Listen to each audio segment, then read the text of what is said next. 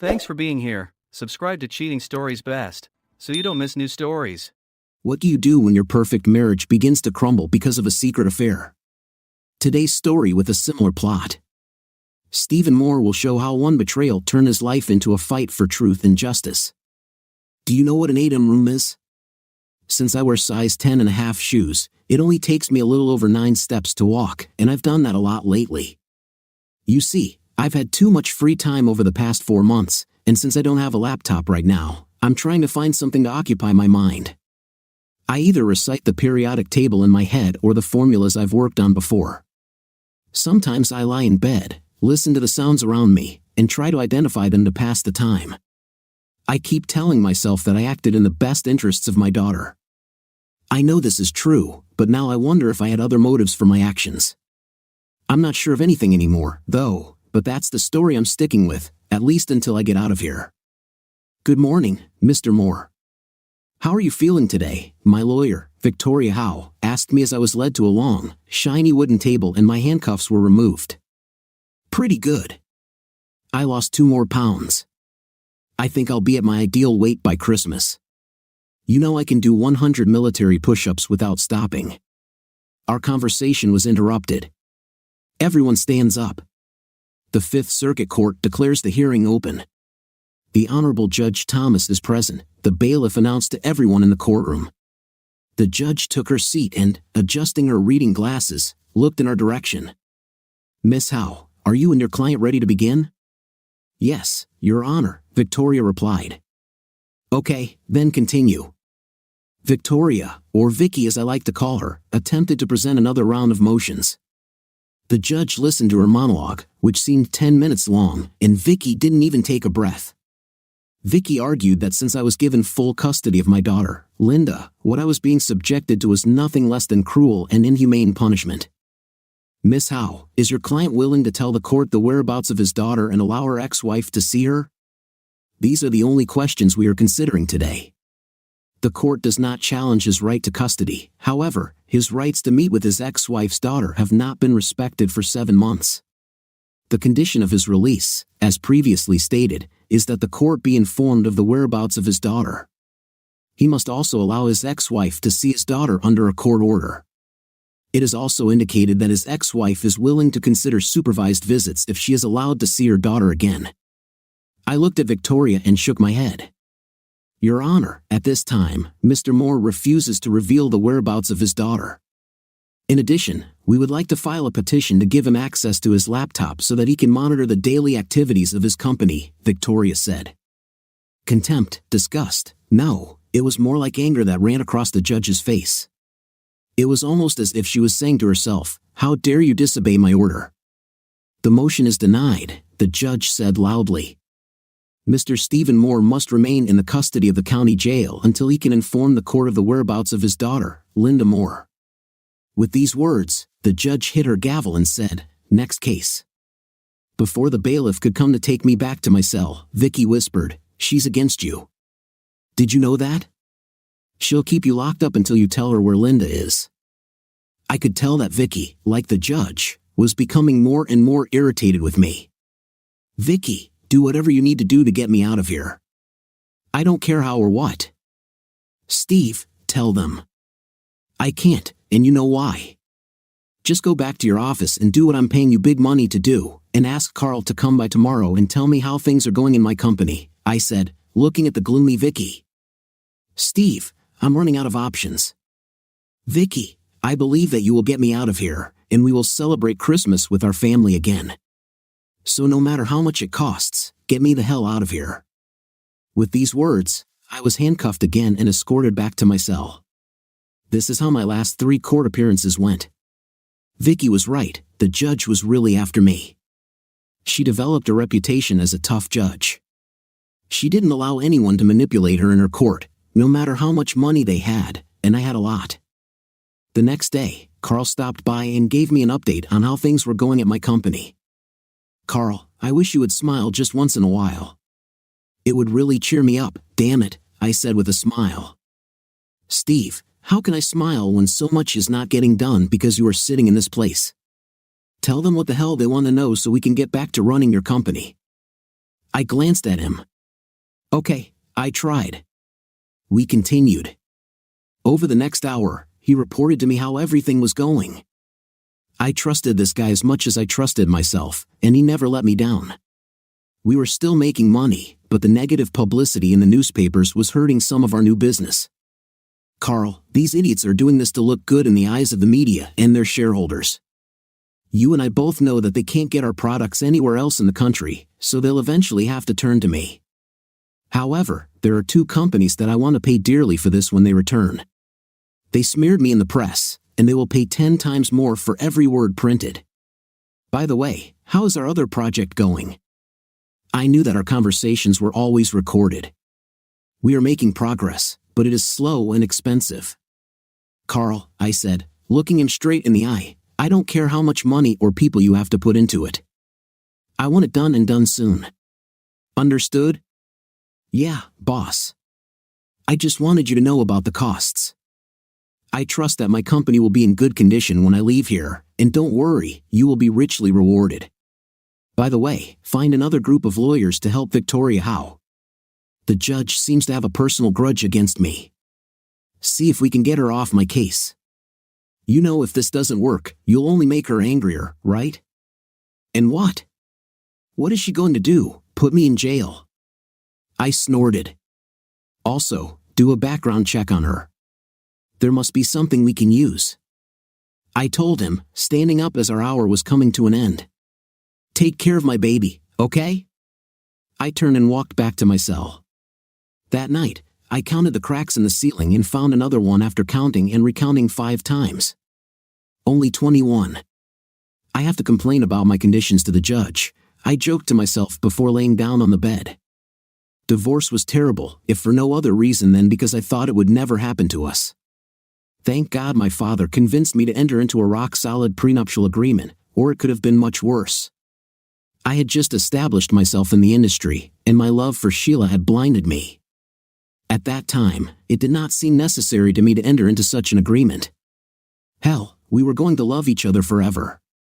Forever probably only lasted 8.5 years. Luckily, she agreed to sign it. She probably also thought that eternity meant forever, even though it didn't.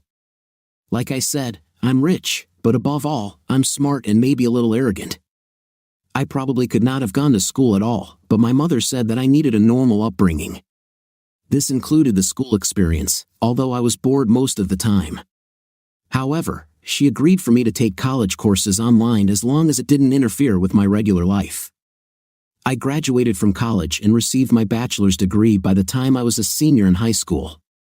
Mom also insisted that I go on dates at least twice a month. Most of the girls I met were dumb compared to me, and I quickly grew tired of their stupid teenage ways and games. At 5 feet 10 inches and 165 pounds, I wasn't an athlete and looked the part, but I didn't wear boring glasses or pocket protectors. I looked quite normal. You know, girls would tell each other about guys like me, well, he has a great sense of humor. My parents weren't rich, and I drove their old car. You can probably joke that I was a good match for the prom queen. Yes, of course, Mom. I really don't want to go tonight, I told her over and over as she drove me to one event after another. Honey, do this for me, okay? Meet a nice girl, talk to her, and even ask her to dance.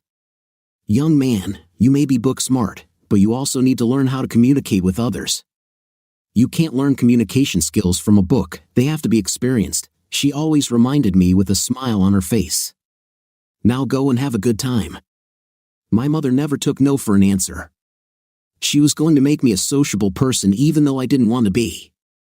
I would rather blend in with my surroundings and live my own life as inconspicuously as possible. However, this turned out to be quite difficult after I was given the nickname the Brain, and it stuck. Kids can be so cruel sometimes. Graduating from high school set me free.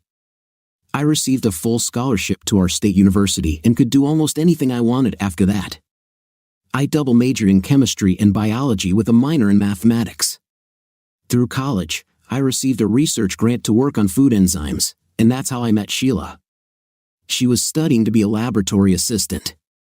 Standing 5 feet 4 inches tall with wavy light brown hair, sparkling blue eyes, and a good figure, she was smart and sweet in her own way. I spent most of my time in the lab, and when she came in to do classwork, I was always there. Sometimes she would get stuck on a problem and ask me 1 or 2 questions. I was always happy to help over and over again. Simple questions developed into full-blown discussions about what I was working on. Although Sheila could understand the concepts of what I was trying to do, the principles of my methods usually eluded her. When I invited her to dinner, we shared pizza and a pitcher of soda, and I began to like her as much more than just a lab colleague. Alas, to my chagrin, she told me that her studies came first, and although we could date, she was not looking for a relationship at the moment. So, we remained just friends and met from time to time when she allowed. After earning a dual doctorate in chemistry and biology and a master's degree in business, my short college years were over. I had learned everything I could and was now applying for my own government research grants. With some help, I got 2 and opened my laboratory in a small store. I took out loans, and my parents even took out a second mortgage on their house to help me finance my new lab and equipment. When I started working 14 to 16 hours a day, my mother quit her job to help me with the endless government paperwork. This allowed me to focus solely on my work. When I made my first breakthrough, it was especially remarkable because it happened after my grants had expired. The results and future profits were to be entirely mine. When I made my second and third breakthroughs, my father quit his job and became my business manager. Life was busy but good. One thing I never understood is that when you want to hire someone good, you don't have to look for them, all you have to do is let them know, and they will find you. I needed 2 outstanding people to help me in my work. I wasn't making a lot of money, but with the right people, I felt like I could do it within a couple of years, especially since my 4 patents would probably be approved in the next year. I probably interviewed 20 people who thought they were good, and when I was done with them, they walked away with their tails hanging. Katie came on the recommendation of an old friend from school. She was extremely shy and almost never made eye contact with me, but she was super smart. "Katie, tell me about yourself. How are things going at home?" I asked. She looked at me and said that she lived with her parents and younger brother. She didn't have a boyfriend, which didn't surprise me, but she needed a job since she had just finished school. Her grades were excellent, and although I couldn't pay much, I offered her a job. "Katie, I can offer you $2,000 a month to get started. You will be on salary and will not mark time. I expect you to do your job because I won't have time to look after you. If you do what I ask, you will grow with the company, and so will your salary." "Mr. Moore, will there be a specific dress code here?" she asked, blushing slightly. "Katie, I don't care if you work as long as the job gets done." My answer made her blush even more. She agreed, and all I had to do was find one more employee. Carl worked for a large pharmaceutical company. He received a huge salary but was passed over for promotion due to office politics. He was more than a little annoyed. He was the one I was looking for, but we were far from agreeing on what I could afford to pay and what he thought he was worth. When he received an offer from another company, we met again. He threw the offer on my desk to show that he wasn't kidding about the amount. "Carl, if I were you, I would take this offer and run with it. However, in 3 years, when everything is fine with me and this amount seems like small change, I hope you will still think the same," I said, returning the papers to him. "But if you accept my latest offer, next year I will give you 1% ownership of my company, and every year after that, up to 5%. So you can take the money that's on the table now, or you can work hard and have a real future ahead of you. The choice is yours." It took him 2 days, but he accepted my offer. I was ready. We were growing quickly, and I needed more help both in the lab and in the office. One day, when I was out picking up lunch for everyone at the nearby Subway, I met Sheila. She was standing in line about 4 people ahead of me. As she walked past me with her order, she stopped to talk. Hell, we ended up having lunch together. She worked in a small laboratory about 2 miles away and didn't make much money. Sheila believed that she needed experience before she could ask for what she felt she deserved. "What do you expect when you talk about money?" I asked. "Right now, I earn $1,200 a month without any benefits. I think I'm worth at least $2,000 in full medical services," she said without batting an eyelid. "Can you type?" What do you mean? Can I type? It's a simple question. Can you type, not just tap on a keyboard? Can't everyone do it? She answered, not understanding where the conversation was going. Well, if you can type and don't mind doing all sorts of office work and lab work, I'd like to offer you a job. Steve, who do you work for? For myself. I have my own laboratory on Canal Street. I already have 2 employees and my parents working for me, and we all need a little help here, I said, giving her my business card. Think about it. Come by after work one day, and I'll give you a tour. I wish I could talk longer, but I have lunch here for everyone, and they won't be happy that I took so long. Think about it, Sheila. Where have you been? I'm dying of hunger, asked Carl. Met an old friend and offered her a job, I said as I handed out food. Is she someone I should know? He said mockingly. Just a girl I dated in college a couple of times, that's all. And what will be her duties, if I may ask? Carl, you really are an idiot, I said, throwing him a can of Coca-Cola. Just asking, boss, but you don't have to answer if it's too personal. Everyone laughed except Mom. Sheila came over on Thursday after work. She knocked on the door, and when no one answered the doorbell from the front, she tried the door, found it open, and entered. Is there anyone here? She shouted, entering the door to the laboratory. Dad and I were last, and I stood up to greet her. Sheila, glad you could come, I said, walking up to her. Sheila, this is my dad, Ken. I introduced them to each other, and my dad extended his hand. Dad, Sheila and I studied together, I explained. So, this is the girl you offered the job to, he said, assessing her. Sheila, let me give you a quick tour of my creation. Over the next 2 hours, I showed her in detail where we were now and where I plan to go in the next couple of years. We've just signed 3 new contracts and are moving into a larger facility. My dad has secured the funding, and by Christmas, we'll be double our current size. Sheila, I think you'd be a good addition to our team, and I can offer the salary you are seeking. Would you like to look at my resume or something before you offer me a job? You forgot we already worked together in college, Steve. You worked, and I studied. Well, I know you're smart, hardworking, and open to new ideas. With those qualities, you'll be a great addition to our staff. In that case, I accept your offer. I need to give my current employer a week's notice, but I can start immediately after that. We shook hands, and my father watched without saying a word. I'll expect you early in the morning on the 15th, wear what you're comfortable in. Every day is like a Friday for us when it comes to clothing. You also don't have to worry about lunch. One of the perks is we provide lunch and dinner if we have to stay late. 10 minutes later, she left, and Dad and I finished work. You like her, don't you? Dad asked. Dad, it's just a girl I dated a couple of times, that's all. Steve, remember I'm the one you're talking to, he replied without smiling. We've got a tough 6 months ahead of us, and I need you to keep your head down until we move and get settled in the new place. Dad, you worry too much. Son, this is my job. Sheila started, and she was better than I expected. She picked things up quickly and became a valuable assistant almost overnight. Everyone was happy for me except my father. He watched my feelings for Sheila grow, and although he was receptive, he was also careful. Why doesn't Dad like Sheila? I asked my mother one night. Steve, he likes Sheila, but he feels like you have too much going on for romance right now. Mom, Dad proposed to you on the 3rd date, and 2 weeks later, you guys got married, and he thinks I'm moving too fast? She was laughing. You know your father. He will watch over you until the day he dies, but I will talk to him. Steve, I'm your girlfriend, right? Well, if not, then I don't know what we've been doing for the last 7 hours. Not stupid. I mean, we're together, right? I sat with my back to the head of the bed and took a glass of wine from the nightstand. Okay, what happened? I asked, taking a sip and handing it to her.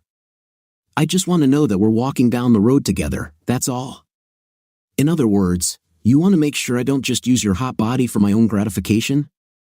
I said with a laugh as I reached for her. She retorted by hitting me with a pillow. Do I have to break it down for you? I'm falling in love with you, and I know you love me, but I'm not sure how much." "There, I said it." She finished her wine and looked at me with a worried expression. "Well, does this mean I have to give up all the other hot babes I date every other night?" I joked, but when she didn't smile, I realized that she was serious. "Listen, honey, I really care about you, and I think you know that." "It's love, I think so, but give me some time, okay? After we move, we'll have a nice break and we can explore all our options." "Steve, I think we've already explored all my options except one, and that's not going to happen anytime soon. I just needed to know you weren't toying with me, that's all." "Sheila, I do two things. I don't lie, and I don't play games with the people I love," I said, calming her down by kissing her.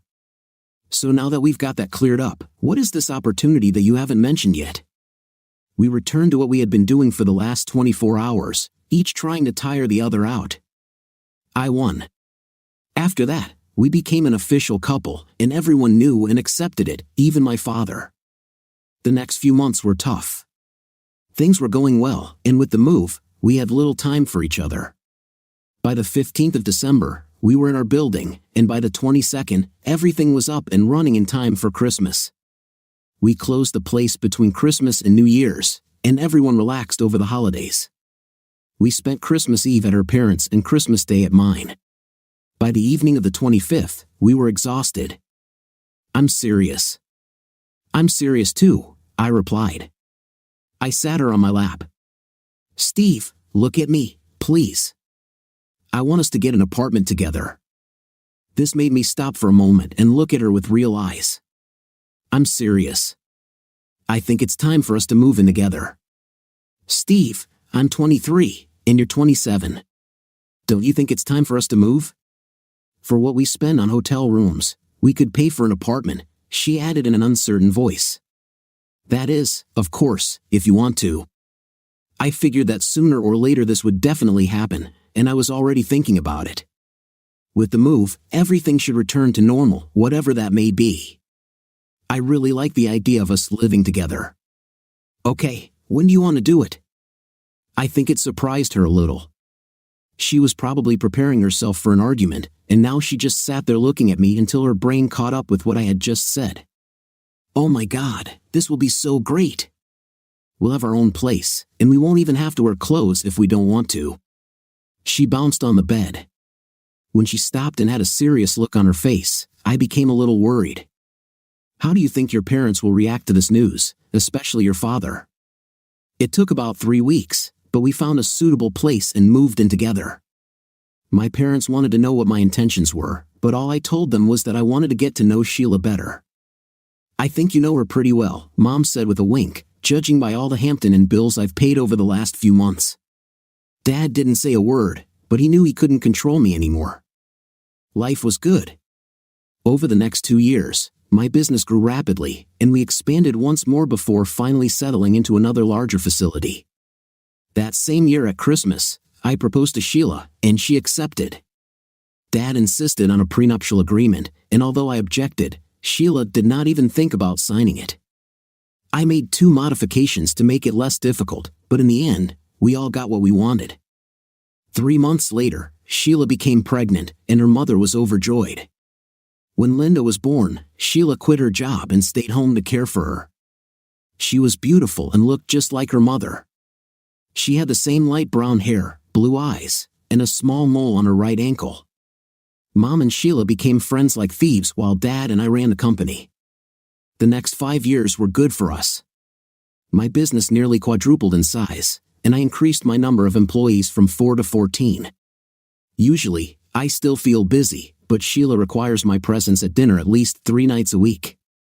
We bought a nice house, more than we really needed, and with some free time, Sheila became involved in charity work and fundraising for the Children's Wish Foundation. "Girls, there are no more events this weekend," I whined. "I thought the 3 of us would sneak away and have some fun," I said, wrapping my arms around her waist and kissing her.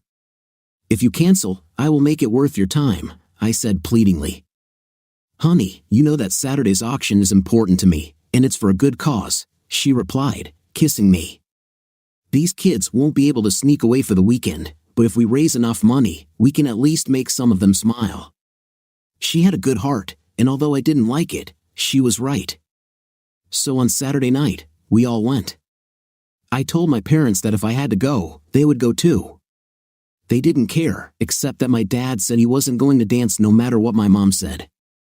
The evening turned out to be quite pleasant until I met Ken and his wife Connie. He had been working with Sheila on this project, and I already knew that he owned a successful aircraft parts company just outside of town. Their biggest client was the US government, and with 2 wars going on, business was going well. "Steve, this is Ken and Connie Collins," my wife introduced us. "Ken has been a tremendous help in putting together the items we will be auctioning today. It wasn't hard. I just went to a few places and got them to double what they planned to give and got the rest of the money in donations," Ken said. "Ken, don't be so humble. Thanks to you, we will be able to send over 100 kids to various camps this summer. You should be proud of yourself," Sheila said. "If it weren't for Connie, I never would have done this. She ran the company while I was traveling around raising funds." He looked at his wife and smiled. "I don't know what I would do without her," he added. The smile she sent him back was pleasant but forced, the kind of smile you give someone when you're angry and you don't want it to show. "Ken, I see some people over there that you should meet. Maybe you can talk them into throwing in a few extra dollars," Connie said as she led her husband away. The only thing I knew about him was that he had money, and he wanted everyone to know it. Arrogant and pretentious would be good words to describe him, but I knew Connie very well. She came from old money and was tough as nails. She was an excellent negotiator and a worthy opponent for her competitors. She was more than qualified to run the business while her husband was traveling around fundraising and entertaining, but she didn't seem to like it. "This is the last person I want to run into," I thought to myself. The dinner was good, but the speeches were too long as usual. Everyone was thanked for their help, especially Ken and Sheila. After dinner, the music started, and my father cringed. Mom persuaded him to dance, and I happily took my beautiful wife into my arms. I wasn't initially bothered when Ken asked Sheila to dance. Although nothing strange was happening on the floor, what bothered me was the way he was holding her, talking and laughing with her as they moved to the beat of the music. This was Ken's only and last dance with my wife that evening. When the auction began, everyone got involved as this or that item was sold for double its value, knowing it was for a good cause. When we came to large lots, bids were no longer placed so freely. Everyone knew that money was tight everywhere. I bought a couple of mid-priced items, and that was all I was going to do until Sheila asked me to bid on a weekend in wine country. "Please, darling, do this for me." How could I refuse? The bidding got heated, and Ken seemed to really want to win for some reason. When I made my final bet, Ken immediately offered $1,000 more, and since there were no other bids, he won. When he went to collect his prize, he said he did it to take his wife there for her birthday. Everyone applauded and admired such a sweet gesture, but his wife did not. She just sat and sipped wine from her glass. I think things are not going smoothly in their paradise, I thought to myself. "Steve, we should have won this trip," Sheila said with a pout. "Honey, for the amount he paid, we could go for a week instead of 3 days." "Steve, he did this for his wife. What a romantic gesture." "Okay, I'll buy you flowers on the way home. How about that?" She just looked at me with a look that said it wouldn't be enough. That's how it all started. It is said that a cockroach can fit into a gap 64 fractions of an inch wide simply by squeezing through. For me, Ken was exactly that, and now I only regretted that I did not trample him when I had the opportunity. However, life moved on. I worked, Sheila continued to do charity work, and the 3 of us were one big happy family until May 21st. It was late, and I was thinking about some documents when I looked at my watch. It was 7 in the evening, and I had to get out of there. I turned off the light and headed to my mom's office. She sat with her head down on the table. "I don't pay my employees to sleep on the job, even if they gave birth to me," I said with a loud laugh, but she didn't move. "Mom, wake up. Dad will kill me if I don't get you out of here." I walked up to her and put my hand on her shoulder. It was cold, stone cold. When paramedics finally arrived, they were unable to revive her. She was already dead. They said it looked like a heart attack, but they couldn't be sure until all the tests were done. Everything for the next 24 hours went in slow motion. I heard voices, but they were somewhere far away, and I simply ignored them. There were probably a lot of tears and people telling me how sorry they were, but nothing got through to me. It was my mother, the only constant in my life. "Steve, honey, is there anything I can do for you?" my wife asked more than once, but in fact, nothing could be done except to bring my mother back. My daughter cried, and I held her until she calmed down, and then I began to cry, but my tears did not stop. At least inside, a part of me died that day, and I didn't know how big it was until months later. Carl and the other managers supported Dad and me. Dad knew Mom was sick, but they both decided not to tell anyone, including me. All the arrangements were made in advance, so nothing needed to be done. I didn't eat or drink and forced myself to breathe from time to time. I don't remember much of the funeral. I know I was physically there, but only physically. A lot of people came to the funeral, and they told me that they wrote a nice article about her in the newspaper, but I didn't read it. My mom left, and this time she didn't take me with her. Dad was always the one who kept a tight rein on me, but Mom did the rest. She met my emotional needs as a child and taught me to be who I became. Through her eyes, I saw the world as something I could conquer. When Linda was born, we became even closer, if that was even possible. When she died, I was lost. I felt empty inside. I think I died for a while too. Dad and Sheila helped me get the help I needed through counseling and lots of medication. I began to get my life back, but it took almost 5 months. I functioned at work, and if you didn't know me better, you'd swear I was fine as long as I never left the privacy of my lab. This must have been especially difficult for Sheila and Linda. They couldn't reach me, and although they tried, I never responded. Did we make love? Well, I'm sure we had intimacy, but it must not have been very good because I could see that she was often disappointed with me. As I began to come to my senses, the only thing I noticed was that she no longer wore glasses. She had laser vision correction in the last couple of months. Life moved forward without me. Carl was sent by God, and one day I called him and told him about it. He asked if I needed anything more, and I said he did more than I could ever ask for. Dad returned to work with renewed vigor the week after the funeral. More than once, Carl had to tell him to go home or he would physically remove him from the office. Between the two of them, the business grew while I tried to wrap my head around the fact that my mom was no longer with us. It was just over 6 months after the funeral when I first realized that something was wrong. "Steve, I'm going to a fundraiser tonight. I should be back before midnight," Sheila said as she got dressed. "You don't want me to come with you?" I asked. "I don't need a zombie for a date." "Take your meds, and I'll see you when I get back," she replied. It was cruel, I thought. "Do you want me to at least give you a ride?" "No need. Ken will come pick me up," she said, putting on her earrings. I think my look said it all. "What? What's your look?" "This is a fundraiser, not a date." With that, I walked over to my medicine bottles, opened them, and dumped the contents into the toilet. "Steve, what are you doing?" "What should have been done months ago. Now give me 20 minutes to get dressed. You call Mr. Ken and tell him that my wife will be accompanied to dinner by her own husband." I looked at her angrily, and she knew better than to say anything. The event was well attended, and everyone was still expressing their condolences to me for my loss. I thanked them but immediately changed the subject. When I saw that cockroach, I prepared to crush it.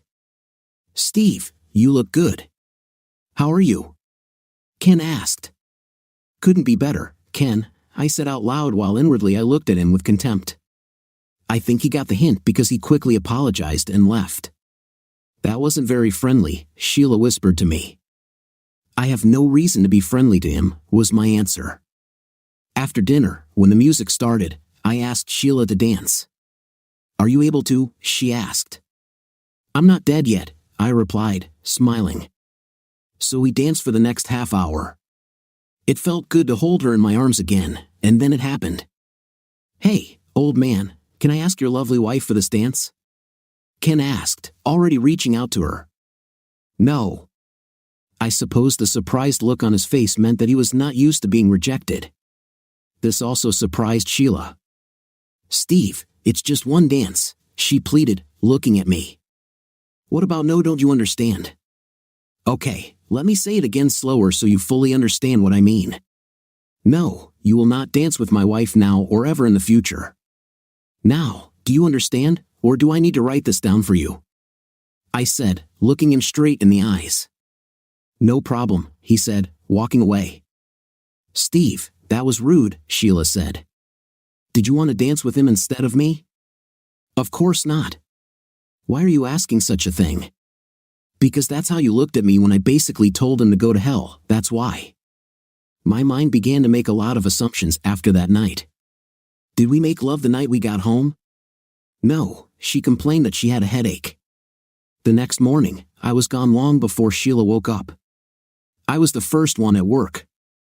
Good morning, boss, Carl said as he walked in, put his things down, and started making coffee. You look good. How are you feeling? As if I could curse out a dead dog stinking fifth place, so you better not mess with me today, I muttered without smiling. Well, looks like old Steve is back. Maybe we can finally catch up. For the next 2 days, I did not return home at all. I slept in my office, took a shower, and since I had several sets of clothes there, all I needed was some food. I had already turned off my cell phone, turned off my office phone, and told everyone to leave me alone. I had been checking and rechecking the test results over the past months and found that too much had been overlooked. I called a meeting. Listen, guys, if you still want to be here on Monday, I highly recommend you get your heads out of your asses and get to work, or I'll find someone who will. That's my only warning. Next time, I'll be writing checks for dismissal. Is that clear? There were a lot of nods, a few scared faces, and a couple of irritated people, but the message was understood by all. When Sheila came in a few minutes before 5, Carl warned her not to come into my office. I don't know what happened between you two, but if I were you, I wouldn't go there, he said. He doesn't scare me, was her response. Well, it's your funeral, he muttered as he turned away. When she came in, I didn't even look up. I knew who it was, but I wasn't going to play her games today. Steve, she said once, and then louder a second time, Steve. I looked up, and my eyes said it all. Are you coming home for dinner tonight? She asked. Good question. Define home.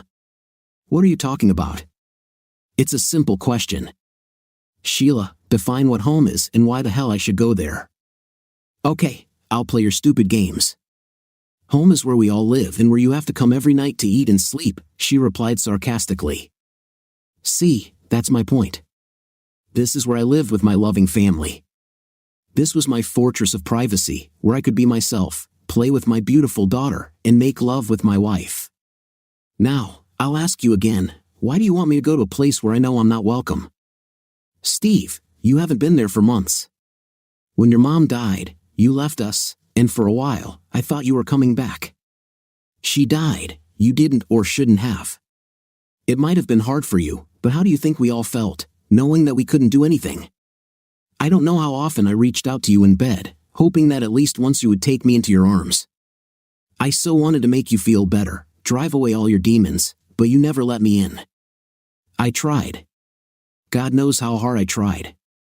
But in the end, I gave up and just decided to wait for you to return or die. One of two things had to happen in the end. So when did you and your buddy Ken become a couple? We're not a couple. He's a good friend. He was someone you could talk to, someone you could confide in when you weren't there. Friend with benefits? I haven't made love to anyone since the last time we did it, but I'm not going to wait for you forever anymore. If you don't decide to continue our marriage, I want to get out of it. This time she not only screamed, but tears streamed down her face. Okay, then you have to make one promise and one promise only before I make this decision, I told her. Anything. Take your time to answer, Sheila, before I ask. You may not be able to follow through. Steve, I said anything, and I mean it. Okay. I don't want you to talk to or see Ken again, ever. You can't be serious. It's stupid. I'm not going to compete with Ken for my own wife. You have to make a choice. It's either him or me. You can't have both of us, and since I'm such a nice guy, I'll let you think about it before I get home tonight. So you can either call him and tell him that you will never talk to him again, or you will go to him later. I don't know what his wife will say to this, but it will be up to the three of you to decide." She looked at me, whispered something under her breath, and left, slamming the door behind her. "Well, in at least 2 hours, I'll find out if I still have a wife," I said sadly to myself. Sitting down at the table, I did nothing for the next 2 hours. I just sat there, not noticing anything around me. The drive home was short, too short, and when I pulled up to the dark house, at least I had an answer. With slumped shoulders, I walked to the door, wondering what she might have written in her note or even whether she had left it at all. I opened the door, walked in, and threw my laptop on the couch. It felt like my mother had died again, and I was falling into that dark cave again. Never again, I told myself. My house had never seemed so empty, I thought, as I walked up the stairs and hallway towards our bedroom. I wondered if she had already taken her things. "I thought I lost you. When I pulled up, I thought you were gone, and for a moment, I didn't even intend to come in," I whispered, feeling her cheek with my hand. "I love you so much, and I'm so sorry." Before I could finish, she cut me off with a kiss. I got my husband back. Nothing else matters. The next day, I didn't go to work. Fortunately, Linda stayed with her parents. Life was good again. The next day, with a smile on my face, I brought breakfast for everyone and retired to my office. I spent the next half hour looking out the window. I got my life back. After Mom died, Dad tried to live at the factory, but I finally forced him to take a vacation. I sent him on a 2-week cruise, and he came back with a smile on his face and a spring in his step. I guess he got lucky. When he went part-time, I was a little worried, but when he resigned 3 months later, I was happy for him. Dad did his job and deserved a long pension. He was still there as an advisor when needed, but I took his place and did just as well as Dad. I worked hard but tried not to overdo it. Just before our 8-year anniversary, we had a lab accident, and one of our new employees was injured. He wasn't hurt badly, just enough for OSHA to intervene. When they finished, I felt like I had been searched to the core by a nurse with one hell of a hand. Despite all this crap, somehow I missed our anniversary, and by the time I remembered, the damage had already been done. Sheila had planned a trip for the two of us, but due to the OSHA inspection, I simply couldn't leave at that time. "You love this business more than you love me. I can never compete with that," she screamed at me. "Honey, we can go anywhere as soon as they leave. It should be very soon."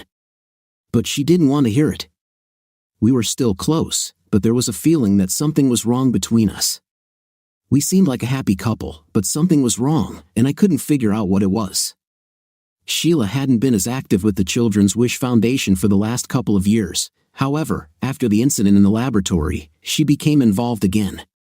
We had talked about giving our daughter a younger sibling, but she has now dismissed the idea. "We're not getting any younger, and if we're going to do this, we should think about it pretty soon," I told her. "Steve, I'm not sure I want to go through this again at my age. Linda is at an age where she's easy to be around, and I like my freedom. Let's think about it for a couple of months, okay?" "No problem. I love you and Linda enough that I don't need another one if that's what you want." So after 3 months, she said there would only be 3 of us. I didn't care. I already had everything I ever wanted. How this cockroach crept into our lives again, I don't know, but he did. Ken and his wife separated, and she received about 45% of his business. He wanted her to take shares in the company, but she wanted cash, so he went into big debt to pay her. Their son wanted to live with his father, and their daughter went with Connie. There were rumors that Ken was cheating. Instead of a messy divorce, because they didn't have a prenup, they just divided everything and went their separate ways. This guy is out of luck. When we saw him at one of the dinners, Sheila just looked at me. "Steve, we'll see him from time to time. It's inevitable," she said as she watched him walk towards us. "Good evening, you too. I haven't seen you for a long time." For Sheila's sake, I was nicer than I really wanted to be. "Good evening, Ken," I said, holding out my hand. "You look good." "I'm sorry to hear about you and Mrs. I could look like I cared. In fact, I enjoyed it inside." You know, sometimes it works, and sometimes it doesn't. Well, life goes on. I heard you had a little incident in the lab. I hope no one was seriously hurt. It was a rookie mistake. It took a long time to prove it to OSHA. They pinned me anyway, but like you said, life goes on. Well, I need to go and talk to the others.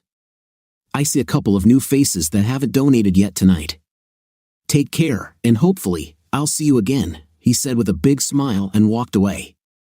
In your dreams, I thought to myself. See, it wasn't that hard. We can all stay friends for the kids' sake. She was right about the kids, but not Ken. I still didn't trust that son of a jerk, and I never would. Suddenly, we seemed to run into him wherever we were. What surprised me was that he was never with another woman. He was still an attractive guy and had more than enough money to satisfy any woman he wanted. Honestly, I didn't care. It was just an observation. Okay, I let my guard down, meeting Ken here and there. I think Sheila decided that what I asked her to promise years ago doesn't matter now. But for me, it did. This gap had become wider. I never knew about the lunches or fundraising visits to other companies until the CEO of another tri-state company casually mentioned that he had been asked to donate by my wife and Ken 2 weeks ago. I think it was for a good cause, and your wife knows how to sell it. You should take her back on your salary. However, the guy she was with, if he was alone, I probably would have given it anyway, but not as much as I did. Between you and me, I wouldn't trust him as far as I could throw him, but I guess that's just me. I don't trust almost anyone unless it looks like your wife, he laughed. I said nothing. I waited almost 2 months before saying anything, hoping that she would tell me herself. Although I left a lot of hints, I finally exploded when she told me she was going on a 2-day fundraising trip. Are you going alone, or will Ken go with you? Sheila looked like she had been punched in the stomach. She was caught, and she knew it. Yeah, he'll probably come with me and Gary. I think you know we've been fundraising together for a long time, she said, sipping a glass of water as she waited for what I'd say next. I thought we had an agreement. We did, but that was when you were jealous of everything that wore pants. I think we've both grown up and outgrown that childish jealous behavior. Plus, the schedule is already set for the 3 of us. It's a big route that will take us 2 to 3 days. We need to secure funding before the summer to know how many children we can send to camp. Sheila, you promised me, remember? Grow up, okay? This is about the kids, not Ken, Steve. I'm an adult. I don't need your damn permission to do this, and I'll go. It's too late to cancel. All those months when you moped, and then when you missed our anniversary, did I tell you that I wouldn't let you go back to work? No, we got over it. Sheila, you don't know what you're doing. Steve, sometimes I just don't understand you. That's how we parted that evening. Did we ever make love before she left? What do you think? This gap was now 1/8 of an inch wide. We beat around the bush until she left, and then for several months after that, did we make love again? Yes, but it wasn't the same. It seemed like we were both holding back, not wanting to give each other everything. I tried to tell her that we needed to talk, but all I got in response was sadness. Week after week, the gap grew. I tried to mend it several times, but we were on a collision course with fate. I'm leaving on a business trip on Tuesday and will be back on Wednesday afternoon, she informed me. I have 3 last companies to secure. No, was all I said. Know what? She answered. If you're planning on going with Ken, no, you're not going. Steve, we've been through this before. I told you the reasons last time, and you promised me earlier that you would have no more contact with Ken. I guess we know how well you kept that promise. She looked at me with an angry look. Steve, I'll go, she said, standing still. Like I said last time, think before you speak. You may not like the consequences of what you're about to do. I will go, and nothing you say or do will change that fact. With that, she walked away in a rage. She went on her trip, and I stayed home and rearranged our bedroom. Where's all my stuff? She asked when she returned. In your new bedroom. Which new bedroom? What used to be the guest room is where all your stuff is now. Fire came out of her eyes. Great, just great, she blurted out, rushing upstairs. Since then, our life has become hell in every sense. She was now ostentatiously putting her trips on display in front of me, almost looking for confrontation, but I never gave her that pleasure. When she no longer invited me to fundraisers, I was angry but silent. When this fool came to our house, I made sure he left without her, but not before I marked his windshield with a sledgehammer. The situation was getting worse, so I hired a private investigator to look after her. I was waiting for her on Saturday evening when she returned home a little after midnight. I had a drink in my hand and was sitting in the dark. I went over everything I was going to say hundreds of times in my head, but when she walked through the door, I forgot everything. Sheila. Steve, is that you? We need to talk. Can we talk in the morning? I'm tired and just want to go to bed. It's now or never. You decide, I told her. Okay, since you insist. What do you want to say? She sighed with hostility, placing her hands on her hips. Is this officially the end? Steve, what are you talking about? What's the end? The end of our marriage. Steve, what do you want? I wanted my wife back, but I don't think that's going to happen, do I? We haven't been husband and wife for months, and apparently, I was replaced. She was silent. Well, I had to try at least one more time. I stopped her before she could say anything else. There are pictures of your last fundraiser with Ken on the table. I half expected him to be as gorgeous as some Greek god, but I'm a little disappointed. I watched as her eyes turned red. Here's how it's going to happen. You will be served papers tomorrow, and you will have 48 hours to leave the premises. You will also be issued a court order prohibiting you from coming within 100 feet of this or any other property of mine. You will be able to see Linda whenever you want, but only in this house. Obviously, Ken was more important to you than your own family. It was finally starting to get to her, then she started crying. I'm so sorry. It just happened, and I don't even remember much. Sheila, these things just don't happen. It's not like you fell out of your chair and onto him. He planned it, and you were stupid enough to believe his SOB stories, or he was consoling you because I refused to meet you with him. Maybe I'm not so stupid after all. You can't take Linda away from me. Steve, I've already done that. Get yourself a good lawyer because you'll need one. By the way, I'll send a copy of our prenuptial agreement along with the divorce papers. This will be an interesting read for you and your lawyer. With these words, I left for the last time. It was hard for me to do what I was going to do, but I had no other choice.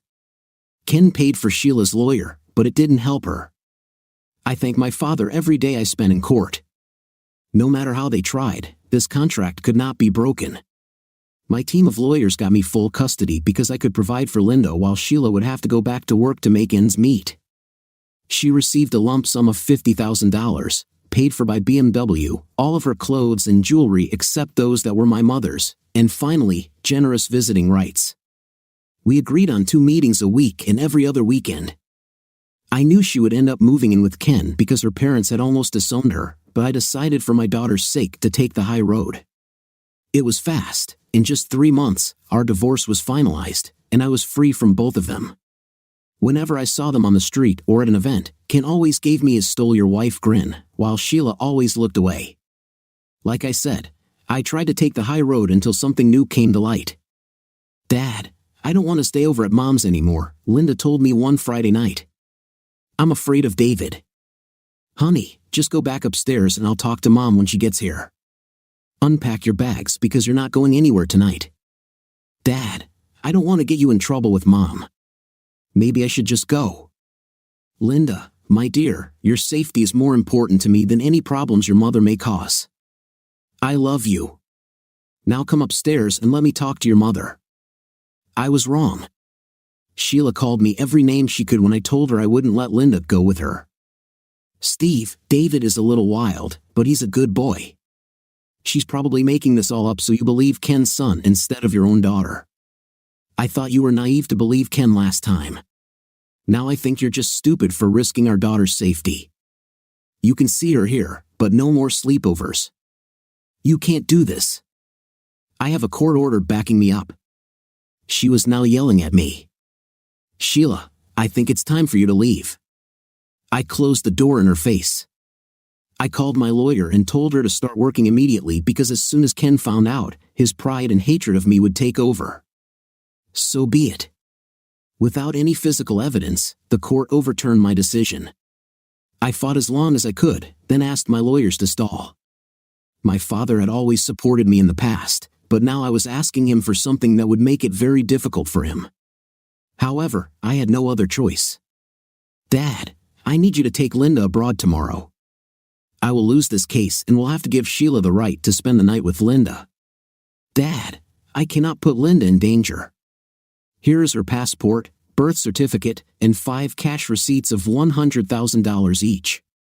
That should last you until this is all over.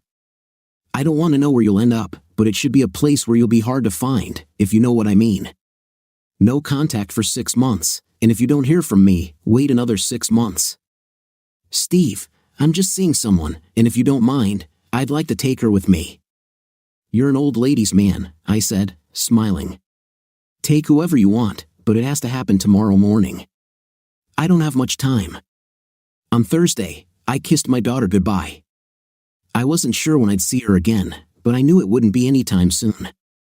She cried and said she was sorry, and I told her she had nothing to be sorry for. I gave her another kiss and hug, and she left with just a small pink backpack of clothes and her stuffed bunny. I didn't sleep all night and returned to court in the morning. Mr. Moore, the court orders you to renew your ex-wife's court-ordered visitation rights, effective today. You must release Linda to her mother today or be held in contempt of court. Do you understand? Yes, Your Honor, was all I said. I left the court and met with Carl, telling him what was likely to happen now. It will be up to you to keep my business running. Do what needs to be done. Here is my power of attorney so that you can legally sign for me whatever is required. I don't know how long it will take, but I have faith in your ability to make the right decisions. From there, I went home, poured myself a strong drink, and waited. My phone was ringing nonstop. I knew who it was, so I just let him call. When Sheila arrived home with the cop, I simply opened the door, let them in, and went back to my drink. Steve, where is she? Who do you mean?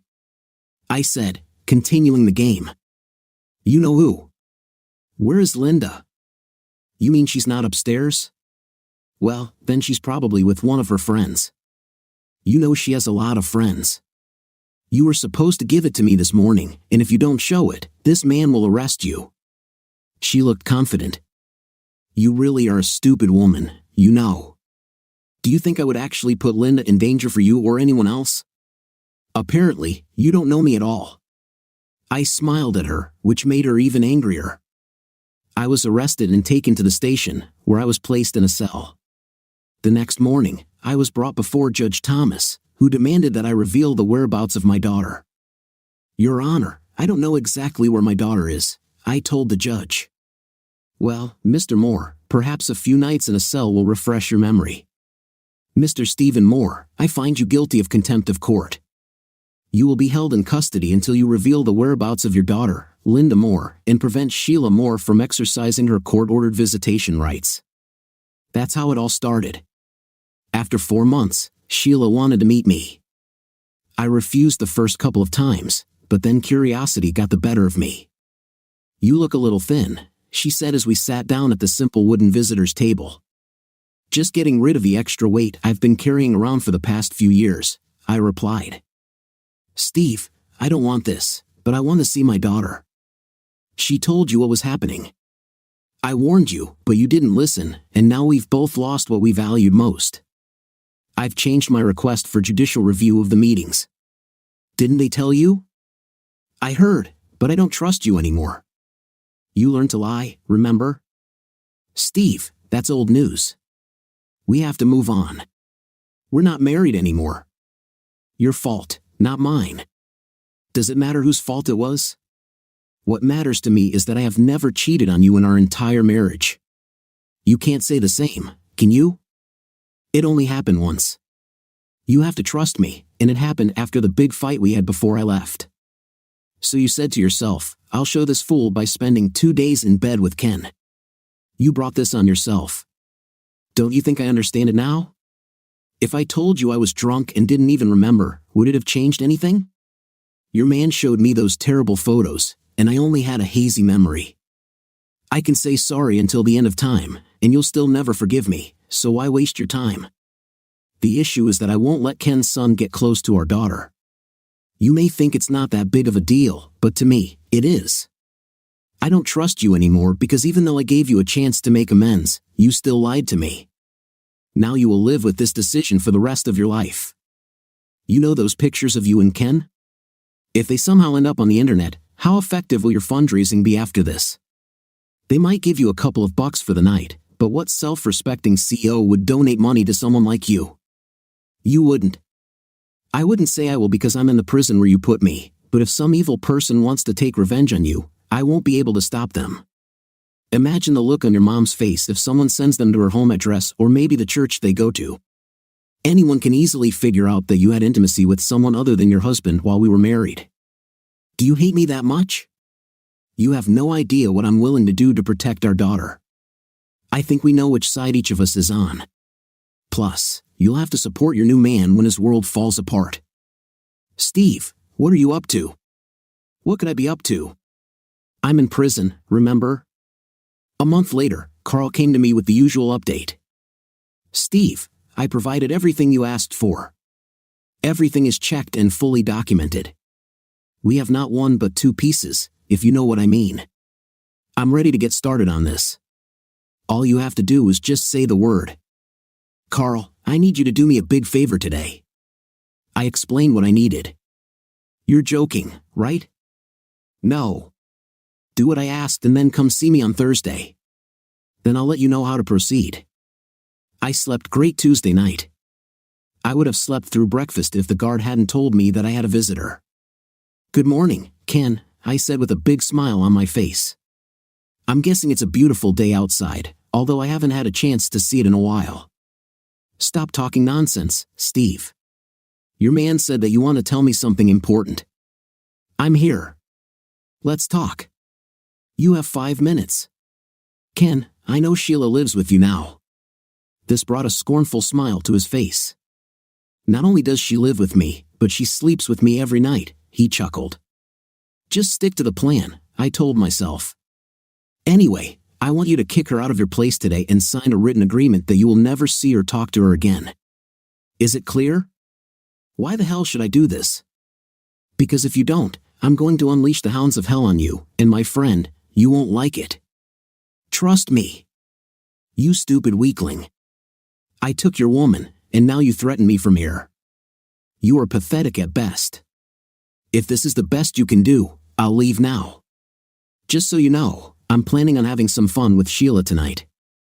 It was so easy to get Sheila into bed with me. 3 drinks with something extra, and she was mine. Don't try to blackmail me with your pictures. I installed the camera the first evening and recorded it all on DVD. Maybe I'll send you a copy. He stood up to leave. I wanted to kill him with my bare hands, but I needed to provoke him into telling me what really happened. I felt bad for letting him get away, but I knew I would end up having the last laugh. Well, boss, what should I do? Carl asked, looking around. Carl, do you know what they do to a cockroach if they find it?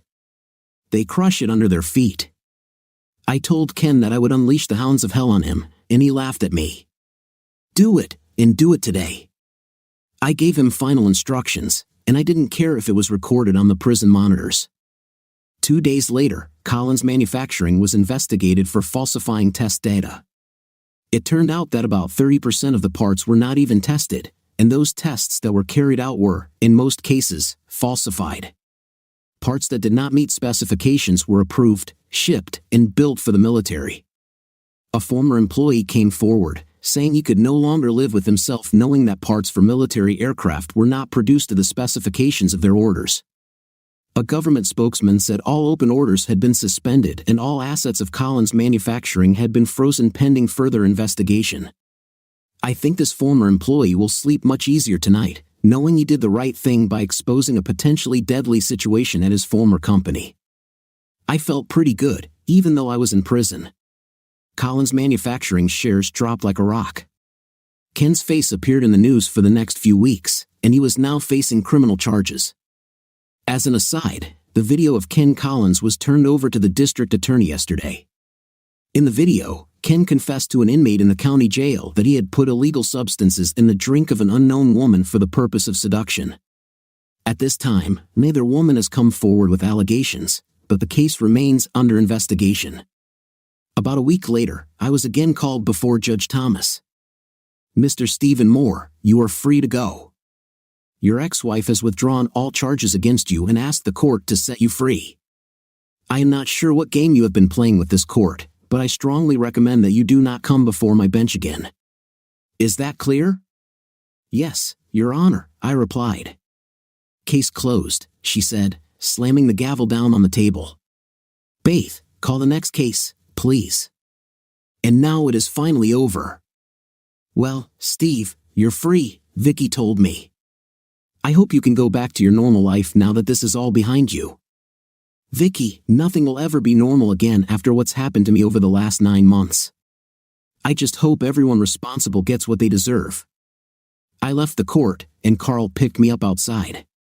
"What does it feel like to finally be free?" "Wonderful, simply wonderful. I did what you asked, and your father will arrive at 10 tonight. He will be ushered through customs without anyone knowing that Linda has returned to the country. No need for that now. Any problems have already been fixed. Take me to the nearest bar. I need a cold beer, and I'm not going to wait until I get home." Carl and I went to the first bar we came across. After a couple of bottles of Miller Lite and Corona, we stopped at Longhorn Steakhouse, and I ate my first decent meal in almost 6 months. "You look better than ever, boss. You've lost weight and don't have that belly anymore. You could also lose weight by doing 200 squats and 100 push-ups twice a day. I guess Burger King for lunch every day is canceled now." I laughed and ate the last piece of steak. "You know, Sheila has been living in the house for a couple of weeks now. When I told her about Ken, she was shocked. I had to hire someone to stay with her for the first 2 days until she calmed down. She's still nervous. She wants to know if you'll talk to her. I said you'll see her later tonight. I guess I forgot to tell her that Linda and your father are coming over tonight. I've thought about her and Linda almost every hour for the past few months. I knew I would have to deal with this sooner or later, but I had other things to think about. My daughter was coming home." Linda saw me and threw herself into my arms, almost breaking my neck from the hug. "Dad, I missed you so much." "Will I have to leave again?" she said with a worried look. "Never again, darling, never again. Let's go home." My father walked over with his new girlfriend, Grace, standing behind us. He shook my hand and then hugged me. "You look a little thinner. I think prison has done you good," he said with a smile. "Steve, this is Grace," she extended her hand to me. I took her hand and told her I was glad to meet her, but we needed to move all the way home. Dad told me where they were and how he moved every few weeks to make sure they would be harder to find. "When this is all over, I'd like to go back with Grace and really see the places we found," he said, looking at her. My father was in love. Carl dropped us all off at my house, and I told Linda that her mom was waiting for her inside. She ran into the house. I slowly walked into the house with my father and Grace. When I walked through the door, I saw Linda and Sheila crying and hugging each other. Sheila looked at me and whispered, "Thank you," and I just nodded and went upstairs.